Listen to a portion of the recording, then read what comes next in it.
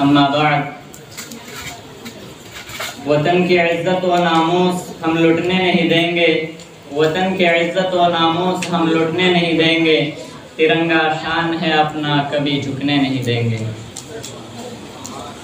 آج کے اس تقریب کے جناب صدر عالی وقار قابل احترام مہمانان خصوصی جناب صدر المدرس صاحب، تمام ذی صلاحیت اساتذہ کرام، میرے چھوٹے بڑے ساتھیوں اور معزز سامعین کرام،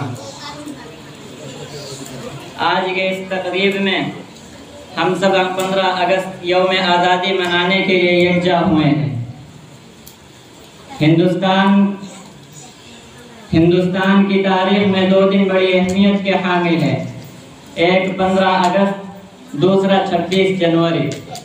پہلی تاریخ کو ہمارا ہندوستان انگریزوں کی غلامی سے آزاد ہوا، اور دوسرا جس میں ہندوستان کا آئین اور قانون مرتب ہوا اور دستور ہند کی تدوین عمل میں آئی۔ بلا شبہ یہ دونوں دن بہت عظیم اور ہر ہندوستانی کے لیے عزت اور خوشی کے ہیں۔ 15 اگست کو ہمارا یہ پیارا وطن ہندوستان انگریزوں کی غلامی سے آزاد ہوا۔ تقریباً 200 سال اور اس سے زائد عرصہ تک مسلسل قربانیوں کے بعد آزادی کا یہ دن دیکھنے کو نصیب ہوا۔ بے تعداد جانوں کا نذرانہ پیش کرنے اور سب کچھ لٹانے کے بعد ہمارا ہندوستان آزاد ہوا۔ آج جو ہم اطمینان اور سکون کی زندگی گزار رہے ہیں اور آزادی کے ساتھ جی رہے ہیں، یہ سب ہمارے مسلم عوام اور علماء کے دین ہیں۔ اگر مسلمان میدان جنگ میں نہ کودتے اور علماء مسلمانوں کے اندر جذبہ جہاد کو پروان نہ چڑھاتے تو پھر شاید کبھی یہ ہندوستان انگریزوں کی غلامی سے نجات نہیں پا سکتا تھا۔ یہ ایک تاریخی حقیقت اور ناقابل فراموش سچائی ہے کہ مسلمانوں نے ہی سب سے پہلے اور سب سے زیادہ اس ملک کو آزاد کرانے کی کوشش کی ہے۔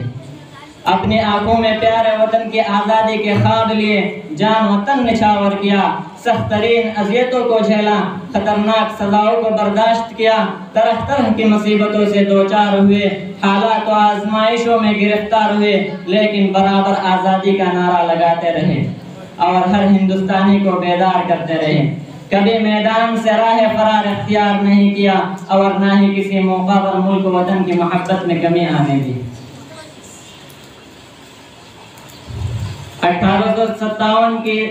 سن 1857 کے بعد نصف صدی تک انگریزی سامراج کو شکست دینے کے لیے ہم تنہا جنگ آزادی میں زور آزمائی کرتے رہے، اور اس ملک کے لیے ہم نے اپنا خون اتنا بہایا کہ پوری جنگ آزادی کے میدان میں دوسروں نے اتنا پسینہ بھی نہیں بہایا ہوگا۔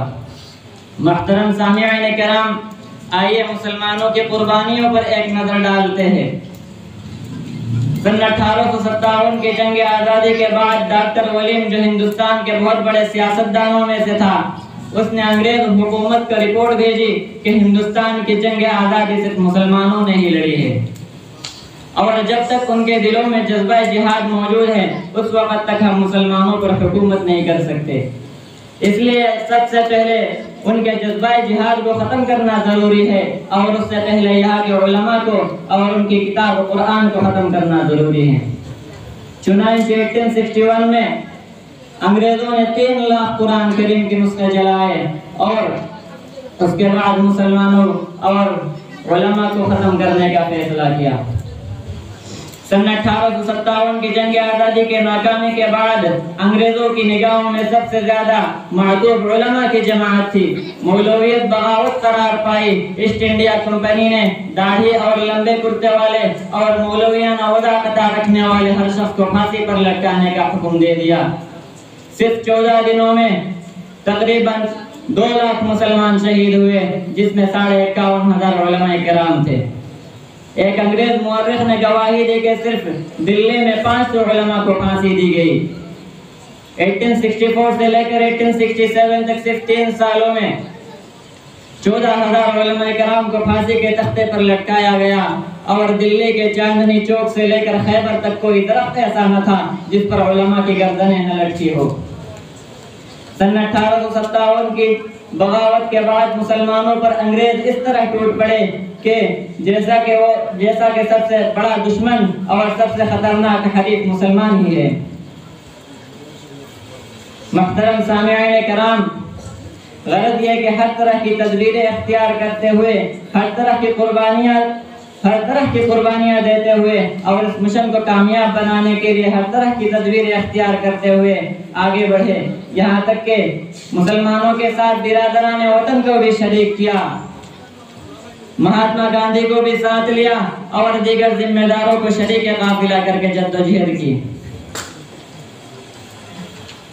ہمارے انہی بزرگوں اور بیلوس مسلمانوں کی بے پناہ قربانیوں کے نتیجے 14-15 اگست 1947 کی درمیانی شب ہندوستان کی آزادی کا اعلان کیا گیا۔